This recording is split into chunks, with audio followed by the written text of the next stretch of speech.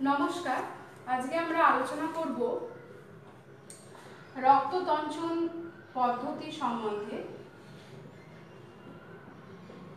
দেখো, আমাদের দেহে কোনো অংশ কেটে গেলে বা আঘাতপ্রাপ্ত হলে স্বাভাবিক অবস্থায় দেখা যায় যে কিছুক্ষণ পরে রক্ত নিজে থেকেই জমাট বেঁধে যায়।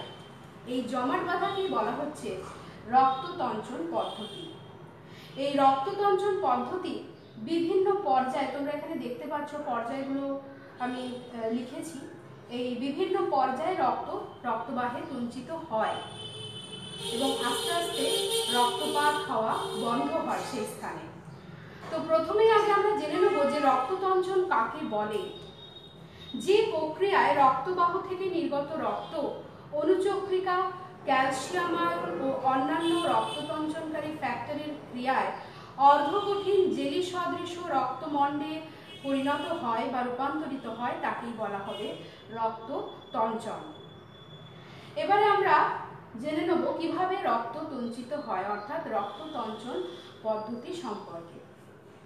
দেখো, কোলাজেন তন্তুর সঙ্গে অনুচক্রিকা যুক্ত হয়ে ক্ষতস্থানে একটি প্লাগ গঠন করে।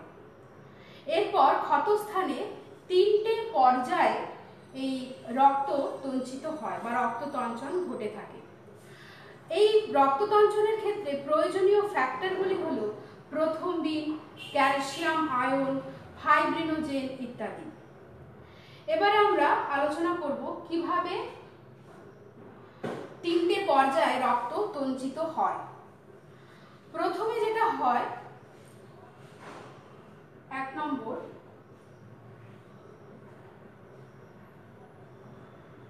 থ্রম্বোপ্লাস্টিন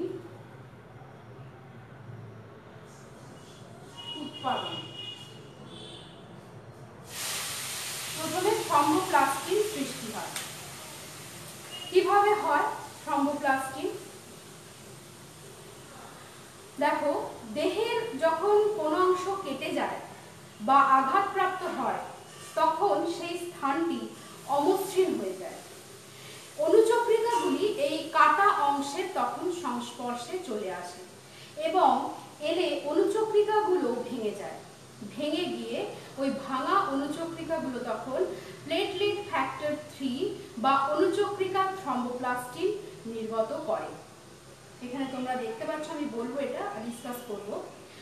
নেক্সট হচ্ছে এই ক্ষতস্থানের কলাকোষ তখন আঘাতপ্রাপ্ত হয়ে যায়। এই কলাকোষ আঘাতপ্রাপ্ত হয়ে গেলে তখন কলাকোষ থেকে কলা থ্রম্বোপ্লাস্টিন নির্গত হয়। দেখো, এখানে হচ্ছে ক্ষতিগ্রস্ত কলা, দেখো এখানে দেখানো আছে ক্ষতিগ্রস্ত কলা থেকে কি নির্গত হচ্ছে, কলা থ্রম্বোপ্লাস্টিন নির্গত হচ্ছে। এবং এই অনুচক্রিকা ভেঙে গিয়ে কি নির্গত হচ্ছে, অনুচক্রিকা থ্রম্বোপ্লাস্টিন নির্গত হচ্ছে। এরপর এই দুই ধরনের থ্রম্বোপ্লাস্টিন অর্থাৎ কলা থ্রম্বোপ্লাস্টিন এবং অনুচক্রিকা থ্রম্বোপ্লাস্টিন এই ক্যালসিয়াম আয়নের সহায়তায় এবং প্রোটিনের সহায়তায় কি হয় না প্রথম্বিনের উৎসেচক উৎপন্ন করে। তাহলে এইটিকে আমরা বলতেই পারি যে ফার্স্ট স্টেপ।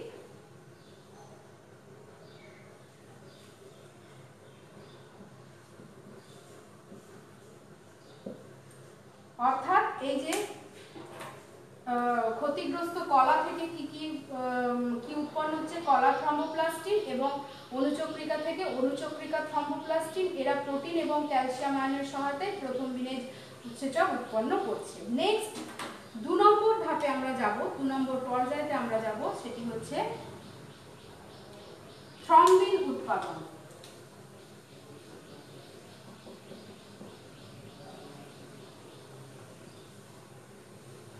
নেক্সট হচ্ছে থ্রম্বিন উৎপাদন। উৎপন্ন প্রথম্বিনের উৎসেচক ক্যালসিয়াম আয়নের উপস্থিতিতে হেপারিনকে প্রশমিত করে এবং এই যে তোমরা দেখতে পাচ্ছ এখানে প্রথম্বিন, এই প্রথম্বিন নামক নিষ্ক্রিয় প্লাজমা প্রোটিনকে কি করে, থ্রম্বিনে পরিণত করে এবং সেটি সক্রিয় থ্রম্বিন। তাহলে এটি হচ্ছে সেকেন্ড স্টেপ। তাহলে অংশটাকে আমরা বলতে পারি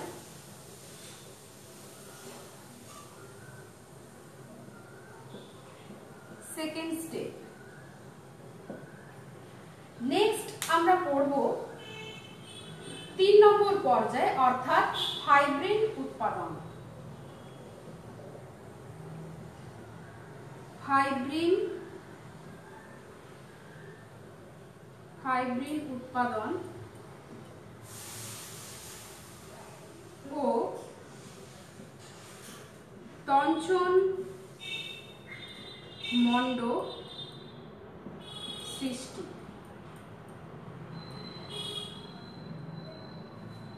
দেখো নেক্সট ধাপ হচ্ছে ফাইব্রিন সৃষ্টি হবে। থ্রম্বিন উৎসেচক হিসেবে নেক্সট স্টেপে কাজ করে এবং এই থ্রম্বিন কি করে, ফাইব্রিনোজেন নামক নিষ্ক্রিয় প্রোটিনকে ফাইব্রিন নামক প্লাজমা প্রোটিনে পরিণত করে। এটি একটি প্রথমে ফাইব্রিন তৈরি হলেও সেটি মনোমার হিসেবে তৈরি হয় এবং পরে এগুলো পরস্পর যুক্ত হয়ে, অর্থাৎ এই মনোমারগুলো যুক্ত হয়ে ফাইব্রিন পলিমার তৈরি করে। তাহলে মেন এক্ষেত্রে ফাংশনটা কি হচ্ছে না, এই থ্রম্বিন উৎসেচক হিসেবে তখন কাজ করে, এই উৎসেচক হিসেবে কাজ করে ফাইব্রিনোজেনকে ফাইব্রিন মনোমারে পরিণত করে, সেখান থেকে ফাইব্রিন পলিমার। নেক্সট কি হয়, তখন এই শক্ত অদ্রবণীয় ফাইব্রিন পলিমার একটি জালক সৃষ্টি করে যা বিভিন্ন প্রকার রক্তকণিকাকে বাধা প্রদান করে ও তঞ্চন পিণ্ড বা ক্লট সৃষ্টি করে। এইভাবেই কি হয়, রক্ত তঞ্চিত হয়ে যায়, অর্থাৎ রক্ত জমাট বাঁধে।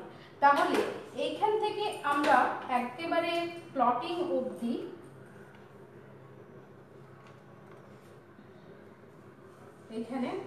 অবধি আমরা বলতে পারি যে থার্ড স্টেপ। তাহলে দেখো আমি প্রথমেই বলেছিলাম যে রক্ততঞ্চন পদ্ধতিটি 3টে পর্যায় হয়: থ্রম্বোপ্লাস্টিন উৎপাদন, থ্রম্বিন উৎপাদন, ফাইব্রিন উৎপাদন ও তঞ্চন মণ্ড সৃষ্টি। এইভাবে বিভিন্ন ক্রিয়ার মাধ্যমে কি হচ্ছে, রক্ত তঞ্চিত হচ্ছে। আচ্ছা, এখানে রক্ত তঞ্চনকারী ফ্যাক্টরগুলো কি কি বলেছিলাম, যেরকম ধরো প্রথম বি, ক্যালসিয়াম আয়ন ইত্যাদি, ফাইব্রিনোজেন, এগুলো হচ্ছে রক্ত তঞ্চনকারী প্রয়োজনীয় ফ্যাক্টর বা উপাদান। এবারে আমরা জানবো যে দেখো এমনি স্বাভাবিক অবস্থায় রক্তবাহে অবিরাম কি হচ্ছে, রক্ত প্রবাহিত হয়ে যায়, তাই তো? কিন্তু রক্তবাহে রক্ত কেন তঞ্চিত হয় না বলতো? যখন কেটে যাচ্ছে, বাইরে আসছে, তখন কি হচ্ছে, রক্ত তঞ্চিত হচ্ছে স্বাভাবিক অবস্থায়। এর কারণ হচ্ছে রক্তবাহে রক্ত তঞ্চিত হয় না কারণ রক্তে রক্ততঞ্চন রোধক পদার্থ হেপারিন থাকে। খুব ইম্পর্টেন্ট কোশ্চেন যে কেন রক্তবাহে রক্ততঞ্চন হয় না। তাহলে রক্তবাহে থাকে হেপারিন, এটি আবার এক ধরনের রক্ততঞ্চন রোধক পদার্থ। নেক্সট 2 নম্বর হচ্ছে রক্তবাহে দেখো অবিরাম রক্তস্রোত থাকে, তাই রক্ত জমাট বাঁধতে পারে না।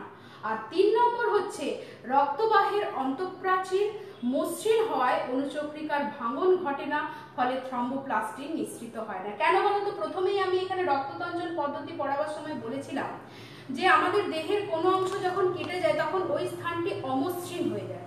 অমসৃণ হয়ে গেলে তখনই থ্রম্বোপ্লাস্টিন নির্গত হয়। সে কলাকোষ কলাকোষ যখন ভেঙে যায় বা রাপচার হয়ে যায় তখন কলা থ্রম্বোপ্লাস্টিন, এবং যখন কোনো অনুচক্রিকা থেকে হয় তখন অনুচক্রিকা থ্রম্বোপ্লাস্টিন হয়। তো এই ক্ষেত্রে কি হয় না, রক্তবাহের অন্তঃপ্রাচীর যেহেতু মসৃণ তাই অনুচক্রিকার ভাঙন ঘটে না, তাই সেখান থেকে থ্রম্বোপ্লাস্টিন নিঃসৃত হয় না। এই হচ্ছে আজকে তোমাদের আলোচনা ছিল। তো নেক্সট ক্লাসে আমরা অন্য টপিকস নিয়ে আলোচনা করব। আশা করি তোমরা রক্ততঞ্চন পদ্ধতি বুঝতে পেরেছো। এবং এইখানে আমি যেরকম প্রতিদিন একটা করে আমি কোশ্চেন দিই, সেরকম আজকেও দেব। তো কোশ্চেন যে একটি রক্ততঞ্চন রোধক পদার্থের নাম বলো। একটাই কোশ্চেন, একটি রক্ততঞ্চন রোধক পদার্থের নাম বলো। আজকে এখানেই শেষ করছি। আশা করি তোমরা বুঝতে পেরেছো রক্ততঞ্চন পদ্ধতি। Thank you.